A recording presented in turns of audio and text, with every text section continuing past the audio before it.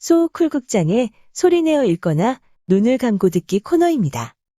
이기경은 조선 후기의 문신으로 유명한 유학자였습니다.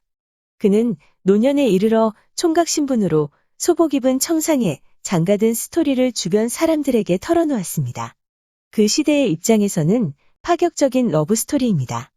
오늘 이야기는 하늘이 맺어준 그 인연에 관한 것입니다. 만날 사람은 어떤 우여곡절을 겪든지 결국에는 만나게 되어 있다는 이야기 같습니다. 구독과 좋아요 부탁드립니다. 좋은 글로 보답하겠습니다. 그러면 시작하겠습니다. 오늘 이야기는 조선 후기의 문신 이기경이 총각 신분으로 소복 입은 청상에 장가든 이야기이다. 젊었을 적의 이기경은 실력 있는 선비로 평판이 자자했지만 묘하게도 과거 시험만 치면 연거푸 낙방했다. 마침 식년시가 다가오매 나이는 점점 많아지고 아직 장가도 못 갔는데 이번에 도낙방하면 어쩌나 하고 노심초사하다가 국리 끝에 주위 사람들 아무도 모르게 상민으로 변복하고는 용하기로 소문난 관상가를 찾아갔다. 관상가는 기경의 얼굴을 스윽하고 한 번 보더니 대뜸 말했다. 선비님의 상을 보니 이번 과행에 길에서 횡사할 운수입니다. 과거 시험 보러 절대로 가지 마십시오. 이선비는 깜짝 놀랐다. 과거 시험의 과자도 꺼내지 않았기 때문이다. 기경은 관상가에게 바짝 매달렸다. 뻔히 죽을 줄 아는데 왜 길을 떠나겠습니까?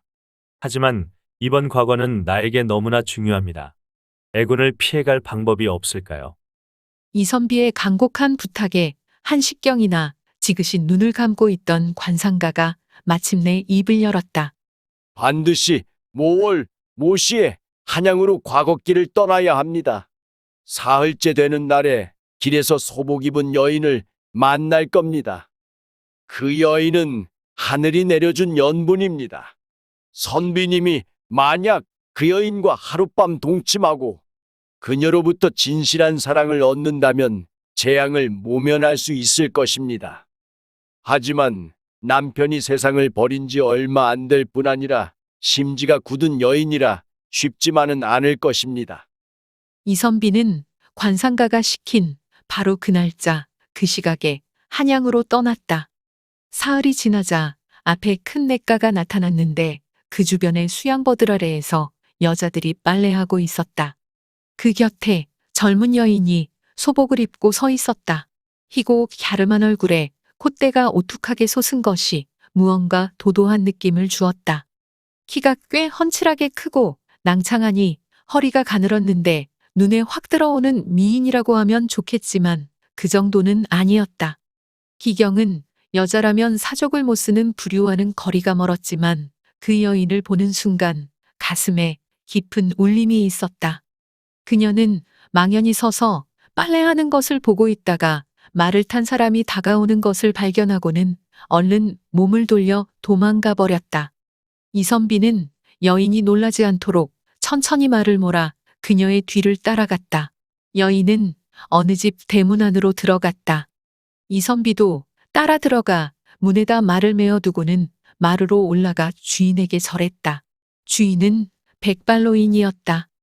과거 보러 가는 길인데 노자가 떨어졌습니다. 주막에 머무를 돈이 없어 어르신 댁으로 왔습니다. 하룻밤 재워주시기 바랍니다. 노인은 흔쾌히 허락하고는 하인을 불러 손님에게 저녁밥을 올리고 손님의 말은 마구간 내매고 먹이를 주라고 지시했다. 이선비는 다행하게도 그 집 바깥채에 묵을 수 있었다. 집을 둘러보니 바깥채와 안채를 구분하는 담장이 매우 높아서 날개가 붙어 있지 않은 한 넘기가 어려울 것 같았다.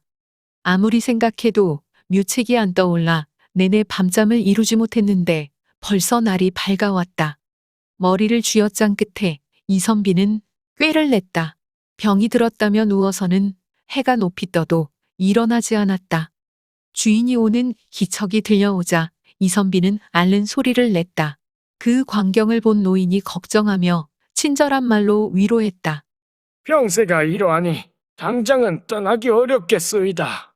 아무 염려 말고 며칠 더 머물며 병이 다 나은 뒤에 가도록 하시오. 이선비는 더 머물게 되어 다행이라고 여겼다. 하지만 하루해가 저물도록 고민해도 담 넘을 계책을 마련하지 못했다. 안채로 들어가는 출입문은 날이 어두워지자마자 아주 단단하게 잠겼다. 이선비가 한밤중에 몰래 숙소를 빠져나와서는 이리저리 배회하다가 담장 밑을 바라보니 마구간 판장 아래에 사람 몸 하나가 겨우 들어갈 만한 작은 구멍이 하나 나 있었다. 그 구멍으로 간신히 들어가 주변을 살펴보니 서쪽 방에는 등불이 환하게 켜져 있고 부인의 이야기책 읽는 소리가 낭낭하게 들려왔다. 반면에 동쪽 방에는 불은 밝혀져 있었지만 사람 기척이 없었다. 살그머니 동쪽 방으로 가서 손가락에 침을 묻혀 구멍을 내고는 안을 들여다보았다. 방바닥에 이불하고 요만 깔려 있을 뿐이었다. 필시 그곳이 여인의 방인 것 같아서 살며시 방문을 열고 들어갔다. 등불을 불어 끄고는 방 한 구석 보이지 않는 곳에 몸을 숨겼다.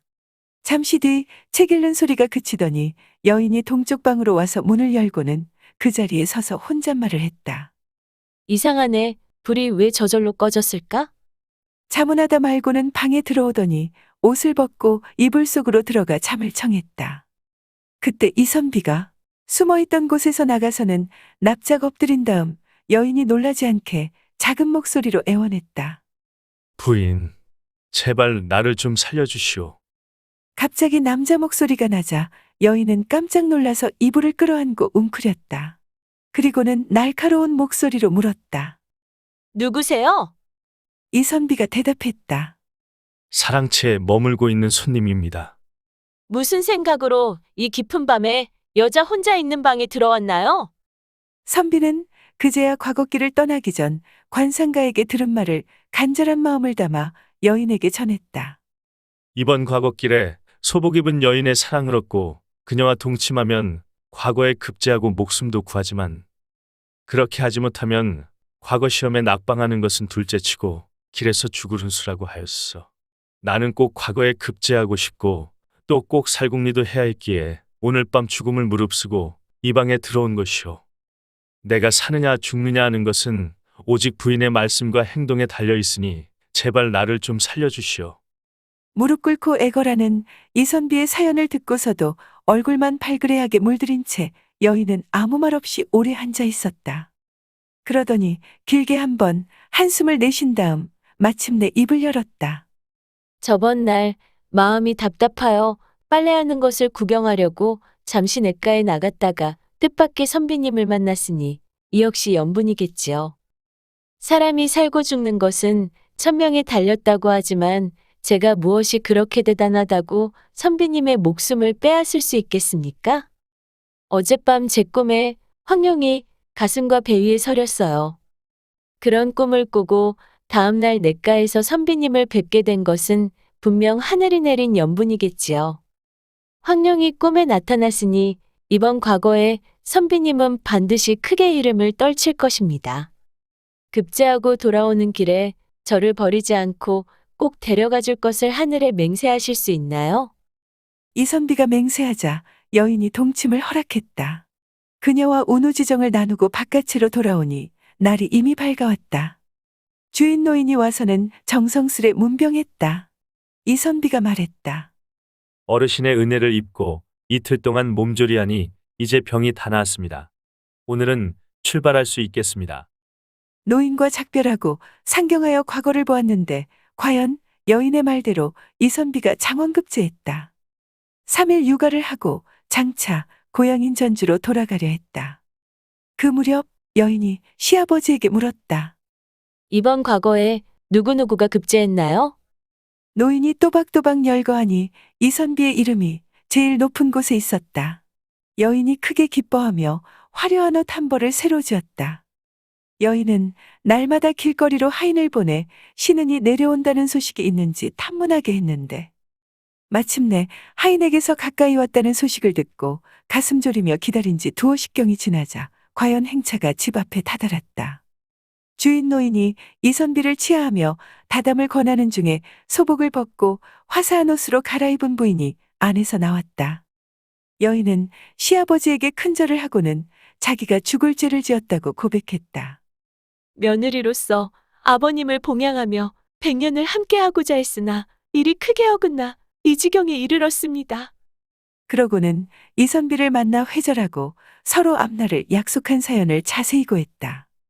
며느리가 잔을 가득 채우고 꿇어앉아 시아버지에게 바치며 말했다. 이 며느리 이제 아버님을 하직합니다.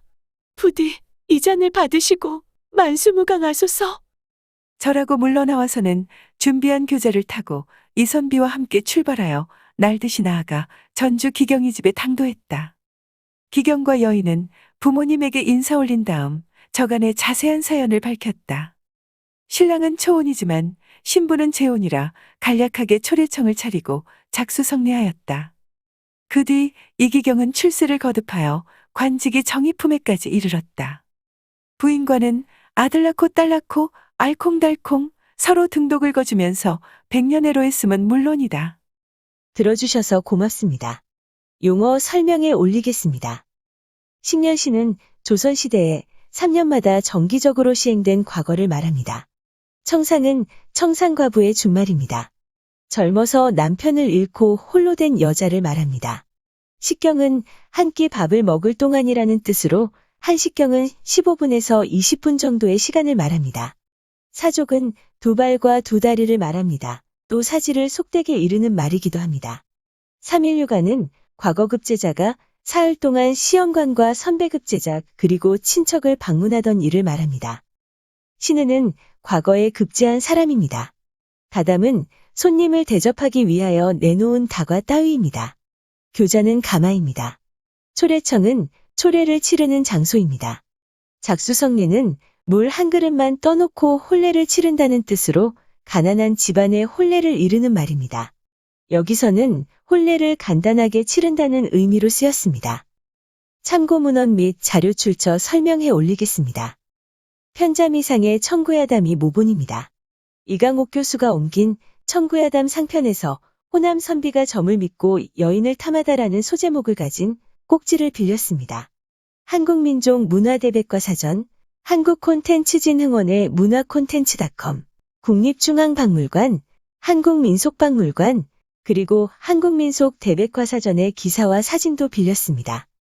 박영희 화백의 황룡도 그림을 한국민화협회 누리집에서 빌렸습니다. 위키백과와 나무위키의 기사와 사진도 빌렸습니다. 조선시대 화가 김홍도, 신윤복, 김준곤, 김득신, 장승업 그리고 안중식의 그림 몇 점도 빌렸습니다. 또 이리사마레프, 핀터레스트, 그리고 픽사베이의 사진도 빌렸습니다. 고맙습니다. 다음에 만날 때까지 안녕히 계십시오. 소호쿨극장은 일주일에 3번, 매주 화요일, 토요일, 그리고 일요일 오전 10시에 이야기를 올립니다.